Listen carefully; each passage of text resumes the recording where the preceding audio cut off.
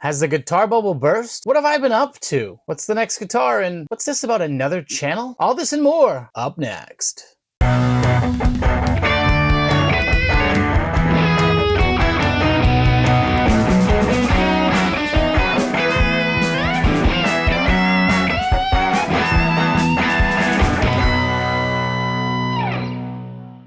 Hey boys and girls, I'm Nick in the States, and you've shown up here in my lovely channel where we talk guitar gears and stuff and then take year-long breaks, apparently at times.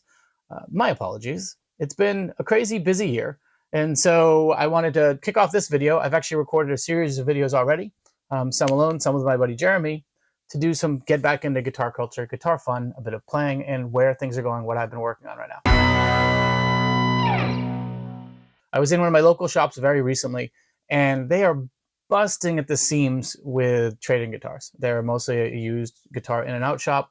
I know they had some high-end stuff, so I think a lot of people traded in many guitars to get some of the high-end pieces. And as a result, they have so much inventory. And as I walked around, I went over to Guitar Center, who isn't carrying a lot of inventory. They're actually not carrying a lot of much of anything, but they're also not turning a lot of product.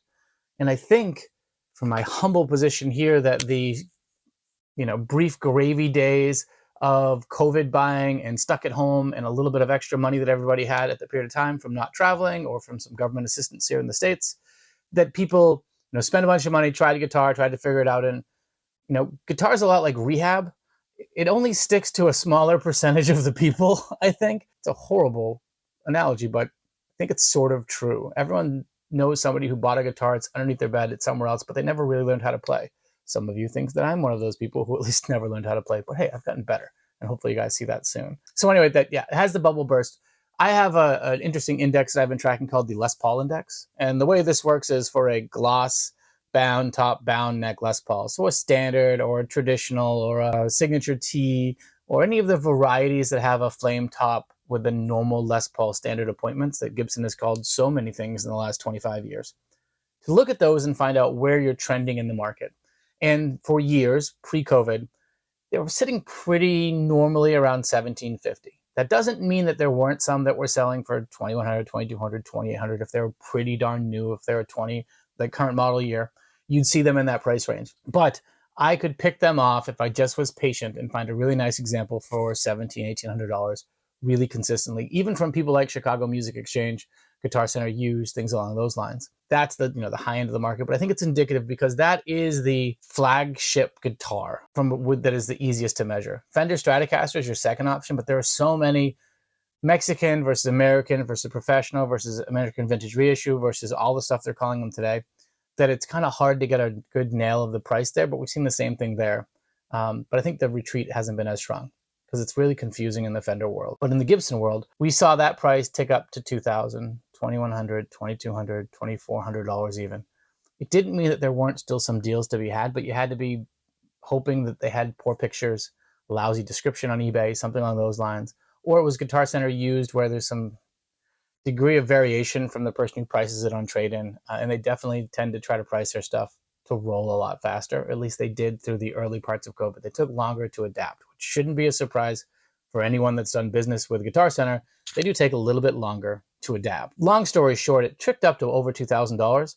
The deals kind of disappeared unless you were finding people that were still stuck on old prices and things like that. And then it kind of has stalled. And what I've seen in the last little bit is more and more $1,700, $1,800, $1,900 Les Pauls coming back down. And I think that's a good bellwether for where the market is as a whole. And I know that while they're still moving in some of the stores around here, they're not moving at a great rate of speed.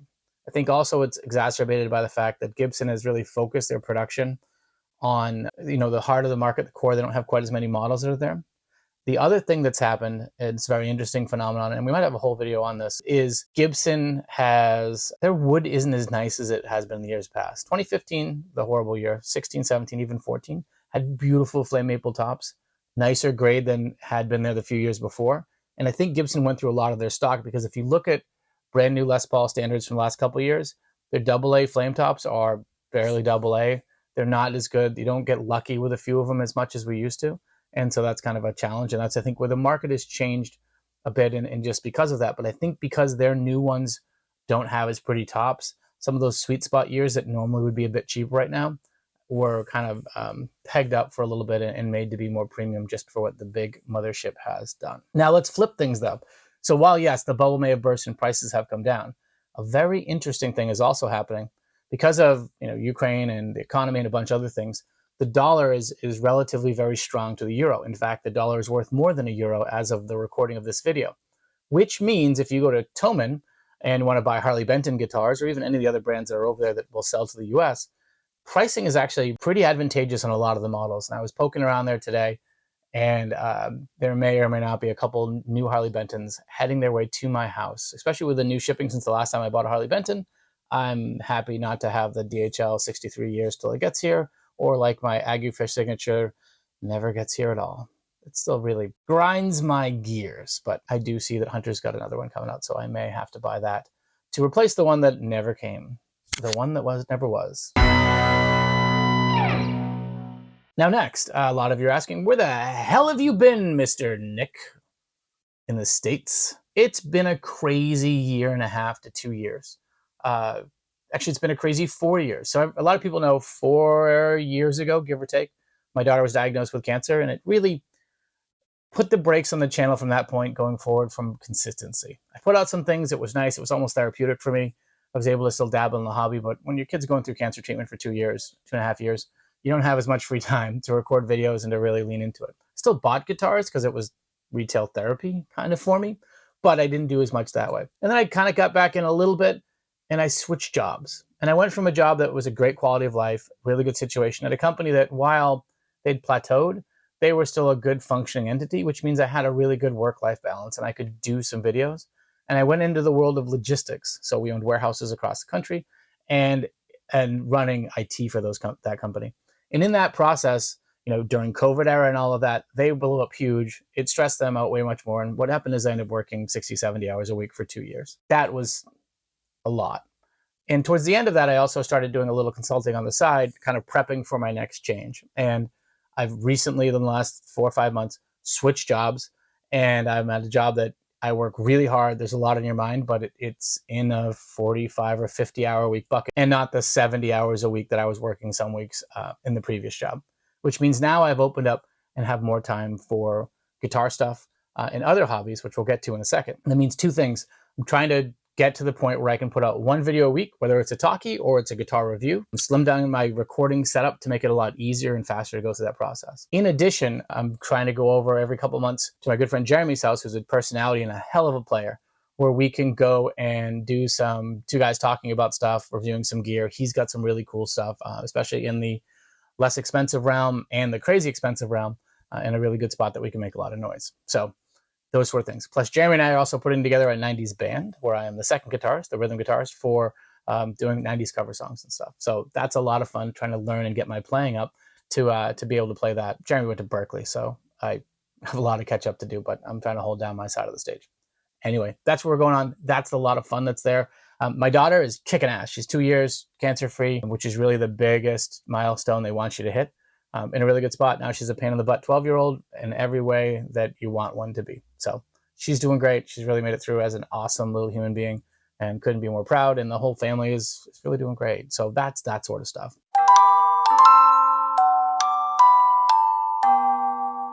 Now, the other thing that I'm doing right now is I've started a new channel. And it's funny, I'm actually not wearing a watch right now, but one of the obsessions that kind of crept in the last year or so is watches. And there's an amazing parallel from my watch journey to my YouTube and guitar journey, meaning that there's a huge Chinese watch scene on AliExpress that actually some of them are really, really great. Then there's like your Japanese watches that are a bit better, but still very affordable. And then there's the high-end ones like your Omegas and your Rolexes and your Nomoses and IWCs and whatnot. And then there's some really solid middle-of-the-road stuff too. So I'm kind of I've set up a watch channel and following that same sort of formula that I followed on the guitar one, hopefully with a little more regularity, in that I'm looking at low expensive options with the occasional dip into the expensive end of the pool. If you like watches, if you've ever been intrigued, if you would like to find a type of channel that probably has less viewership than guitar videos, which is amazing, the watch community is one of those, but they're very fervent. Those that are there are very cool and really super into it. And so I've got a few videos up. There's a link down below to my Nick of Time Watch Reviews channel. We're just getting started. As of this, we've got 125 subscribers. It's a whole lot of people. Oh my gosh, it's at the beginning again where like every new subscriber makes me smile in the morning, and I'm taken back to 7.5 years ago when I started this channel. So it's been fun, but in doing so, now I'm in the editing regularity. I've kind of adjusted my tool set there, and I really want to keep doing guitar stuff. But if you're interested, jump over there, throw a subscribe on there, maybe watch a video or two, throw a comment.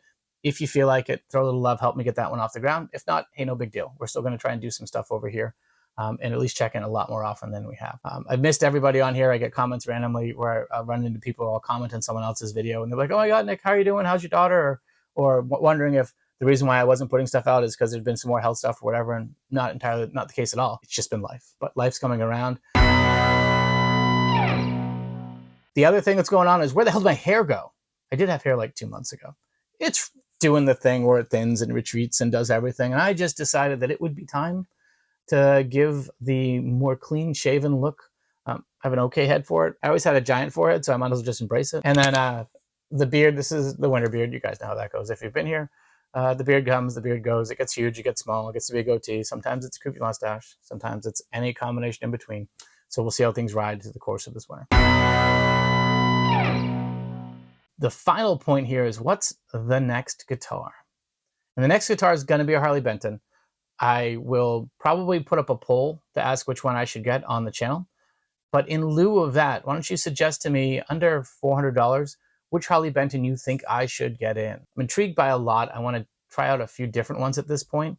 I've lately been on a Strat and Telly kick. I built a couple really nice parts casters. I think I might have shown some of them on the channel. MJT bodies, really nice all parts necks from a company that goes and ages them. And I've been playing these in lieu of like all the Gibsons and stuff, which I still have a lot, and in lieu of a lot of the cheap stuff, which I still play quite a bit. These stupid things are all like between $500 and $1,000 worth of parts. Get a ton of just pick up, strum, and play, and some of it's just because they stay in tune better than the Gibson stuff, and some of it is just the feel. I finally found a nice Fender neck shape. You know, it's a 12 radius C rolled edge with a nice little edge to it. I really like that shape from an all parts neck, and now that I know that shape, I bought 2 Telly necks in that and built Tellys out of them. Bought 2 Strat necks, built 1 Strat, have another Strat waiting. The neck is waiting for the guitar option. I may actually retrofit it to a different Strat that I have, but I have the shape now that is the pick up, play, grab, which in the Fender realm seems to be a barrier of entry for me on a lot of the guitars I've had in the past. Either a really like a D-shaped neck with a sharp edge with no fretboard roll, or the V's I kind of like, but just different shapes and different radiuses. I don't really like a vintage radius. I came up on Gibsons, anything under like a 9.5 or a 10.5, I feel very weird on.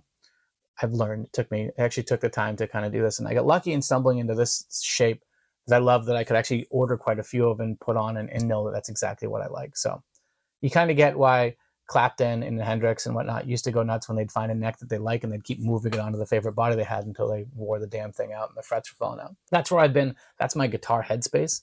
I'd love to actually come back to. We've got a couple of ideas on. I built a project like slash copy that from Bad Cat Guitars, and I want to kind of go over that and show you what a lovely job I did. And for all that we knock, quality control on a Chinese guitar and some of those things, to look at the quality control on a Nick built guitar, I had some ideas, I had some theories, and some things went well. It looks good from far, but it's definitely far from good up close. But it plays nice. I put some good pickups in it. So anyway, stuff like that. These are things coming up. I need to work on my space a little bit. I'm kind of cramped in the corner here. I've negotiated my way out of some space in the house to record when people are home and the kids are a lot more active, and it's a little hard to do. So I'm getting that portion of things started out. But anyway, I've talked a lot. I've been Nick in the States. I thank you guys for coming by. I thank everyone for the occasional reach out and comments that I see. It's great to chat. It's great to be here. And I hope to put out a lot more content in the near future. With that, have a great day. Thanks for coming by. Thanks for letting me share my issues with you, and I will talk to you again sooner than the last time, I promise. Say, hey everybody, don't forget to like and subscribe and comment to this video, okay? That's too good. I can't say a lot of words. Say, hey everybody. Say, come on, you gotta click the videos. Please click the videos.